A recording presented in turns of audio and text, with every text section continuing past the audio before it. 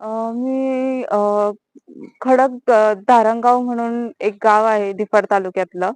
तिथे गाणगापूर म्हणून एक मठ आहे. तर त्या मठामध्ये महेशगिरी नावाचा जे बाबा आहे, ते बाबा त्या बाबांनी माझ्यावर लैंगिक अत्याचार केलेला आहे आणि याच विषयी मी तक्रार देण्यासाठी लासलगाव पोलीस स्टेशनला आलेली आहे. तर अशा खूप भरपूर पीडित महिला आहेत तिथे, जे त्याच्या स्थानावर जातात आणि त्यांचं लैंगिक शोषण तो करतो. पण ही गोष्ट भरपूर वेळेस मी ह्या गोष्टीविषयी आवाज उठवण्याचा भाग आहे. 2 वर्षापूर्वी ही गोष्ट माझ्यासोबत झालेली आहे.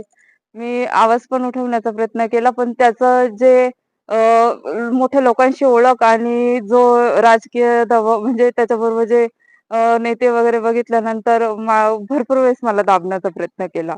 त्याच्यानंतर मग आज माझ्याबरोबर समिती जे आले त्यांनी मला मदत केला आणि जे प्रकरण आता उठतं त्याच्यामुळे मला एक हिंमत आली की आपण उठवू. कारण मी खूप मुलींचे ते बघते का खूप मुली त्याच्या याच्याखाली अजून पण लैंगिक शोषणात अत्याचाराखाली अजून पण दबावाखाली आहे. आणि मला माहिती आहे की जर म्हणून मी एक पाऊल उचललंय की माझ्यावर जो अन्याय झाला तो इतरांवर होऊ नये आणि प्लीज मला मदत करा की तो बाबा लवकरात लवकर त्याचा आडवा व्हावा असं. नेमकी घटना काय झाली होती? ते त्याने म्हणजे तुमच्यावर अत्याचार काय काय कुठे केले? काय नेमकं घटनाक्रम होता तो? अं, माझ्या वैयक्तिक काही प्रॉब्लेम होते की चिडचिड वगैरे व्हायची. तर माझ्या घरच्यांनी असंच म्हणजे की Googleवरती हे सॉरी Instagramवरती सर्च केलं. तर तेव्हा प्रतीक गाणगापूर असं म्हणून त्याचे व्हिडिओ दिसले. ते व्हिडिओ बघून आम्ही त्यांच्या स्थानावर गेलो. त्याच्यानंतर त्यांनी सांगितलं की तुमच्या मुलीला बाहेरचा प्रॉब्लेम आहे. बाहेरची करणी बाधेचा प्रॉब्लेम आहे. तर आमच्या इथं गुरुवारी 5 गुरुवार करा. त्याच्या इथे पापविनाशी तळं आहे. त्या तळ्यामध्ये अंघोळ करायची आणि जे उंबराचं झाड आहे त्याला तो प्रदक्षिणा मारायला लावतो. आणि येणाऱ्या प्रत्येक भाविकाकडून 200-200 रुपयाची पावती फाडायला लावतो, की तुमचे काही प्रश्न असले तर मी सॉल्व्ह करेल बुवा असं. तसे आम्ही पण तिथं 5 गुरुवार केले. त्याच्यानंतर त्यांनी वैयक्तिक मला असं सांगितलं, की तुझी जन्मतारीख वगैरे मला दे. तर मी ती WhatsAppला सेंड केली माझ्या नंबरवरून. तर त्याने मला मेसेज यायला सुरुवात झाली, कशी आहे? काय जेवली का वगैरे असं. तू मला खूप आवडते, असं एवढ्या मुली आल्या इथं. मी त्याच्याशी जे स्पष्ट बोलली तर तो म्हणे, "तू इतकं स्पष्ट बोलते, मला आवडते. तू माझा पुण्याचा मठ सांभाळ." मी हा मठ सांभाळतो कारण माझं आधीच लग्न झालेलं आणि मोडलेलं होतं. तर तो मला म्हणायचा, "तू आता परत लग्न करण्यापेक्षा तू माझा मठ सांभाळतो पुण्याचा आणि मी इथला धारणगावचं बघतो बा." असं आमिष पण त्याने मला दाखवलं आणि त्याच्यानंतर माझ्या घरच्यांना पण त्याने पूर्ण याच्यामध्ये घेतलं त्याच्या तर माझ्या घरच्यांना सांगितलं, की तिला मला एकदा भेटायला पाठवा पंचवटीला. मी तिच्याशी मला थोडं बोलायचंय. तर माझ्या घरच्यांचा पण मला फोर्स होता, की "ठीक आहे तू जा आहे, बाबा सांगताय तसं कर."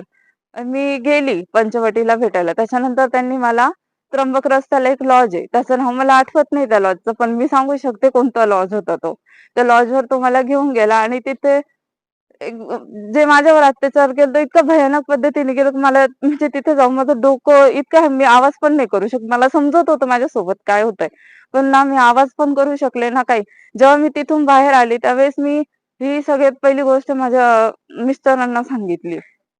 त्याच्यानंतर मी घरच्यांना सांगितली. पण त्या बाबाची ओढ इतकी मोठी असल्यामुळं जेव्हा माझे पप्पा बोलायला गेले, त्यांनी स्वतःहून सांगितलं, की तुम्ही आवाज उठवून काहीच उपयोग कारण माझ्या मागे दैवी शक्ती त्याच्या गळ्यात जे रुद्राक्ष आहेत 3 त्या रुद्राक्षांची भीती तो लोकांना दाखवतो, की माझ्या मागे दैवी शक्ती आहे आणि कोणीच माझं काहीच करू शकत नाही. आणि त्याच्या मागे जे पोलीस वगैरे महिला मंडळ च्या ओळखी वगैरे ज्या आहेत त्याच्यामुळे असं वाटतं, की आपण आवाज उठवल्यावर काहीच होऊ शकत नाही म्हणून मी आजपर्यंत शांत बसले. पण मला आज एक हिंमत आली समितीमुळे, की आपण पाऊल उठवावं म्हणून मी आज आवाज उठवला. म्हणून आज तक्रार नोंदवायला लासलगाव पोलीस स्टेशनला आले. ताई तुम्ही आता जे आरोप केले आहेत, हां. ते गंभीर स्वरूपाचे आरोप आहेत. जे आपण निश्चित आपल्याकडे काही पुरावे आहेत, काही पुरावे सबळ पुराव्यानिशी आपण हे आरोप केले. माझ्याकडे ते पुरावे होते. त्याचे मेसेजचे पण होते, त्याच्या रेकॉर्डिंग पण होत्या.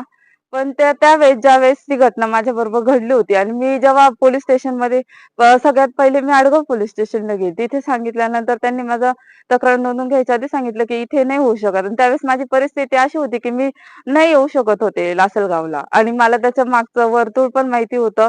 त्याचं म्हणजे जे मोठेपणा होता तो पण माहिती होता. त्याच्यामुळे मी नाही ह्या गोष्टी करू शकत होते. मी प्रयत्न केला आणि आता ते व्हिडिओ माझ्याकडे नाहीये कारण माझा मोबाईल फुटला, मग त्या गोष्टी नाहीये माझ्याकडे. पण माझ्याबरोबर वैयक्तिक ती घटना घडली आणि मला एक मनापासून वाटतं, की बाकीच्या मुलींसोबत असं नाही व्हावं.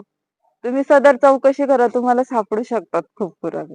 तो लॉजवर मी जाऊ शकते एवढं मला माहिती आहे. गेल्या काही दिवसापासून महाराष्ट्रामध्ये भोंदू खराचं प्रकरण बाहेर आलेलं आहे आणि त्याच्यानंतर अनेक प्रकरणं अंधश्रद्धेच्या बाबतीत असतील ते महाराष्ट्रात बाहेर आलेले आहेत आणि यामुळे लोकांमध्ये एक अवेअरनेस तयार झालेला आहे. त्या निमित्ताने आमच्याकडे पीडित महिला आली आणि त्या या इतर प्रकरणामुळे तिला न्यायाची अपेक्षा निर्माण झाली. महाराष्ट्र अंधश्रद्धा निर्मूलन समितीने त्या पीडित महिलेला मदत केली. तिच्यावरती निफाड तालुक्यातील खडक धारणगाव या ठिकाणचा भोंदू बाबा महेश गिरी याने तिच्यावर लैंगिक अत्याचार केले होते. तिला दैवी शक्तीचा दावा करून तिला फसवलं गेलं होतं. तिच्यावर करणी झालेली आहे असा संशय घेऊन तिच्यावर अगोरी उपचार केले होते. म्हणून महाराष्ट्र अंधश्रद्धा निर्मूलन समितीने याच्यामध्ये जादूटोणा विरोधी कायद्याच्या अंतर्गत करावी अशी मागणी केली होती आणि त्याप्रमाणे लासलगाव पोलीस स्टेशनने आम्हाला छानपैकी सहकार्य केलेले आहे. त्याच्यामुळे आम्ही त्यांचे पण आभार मानतो आणि या ठिकाणी सर्वांनी त्या महिलेला न्याय देण्यासाठी पीडित लोकांनी पुढे यावं असं आवाहन महाराष्ट्र अंधश्रद्धा निर्मूलन समिती करत आहे. कुठल्या कुठल्या गुन्ह्याअंतर्गत कुठले गुन्हे आता दाखल झालेले सगळे?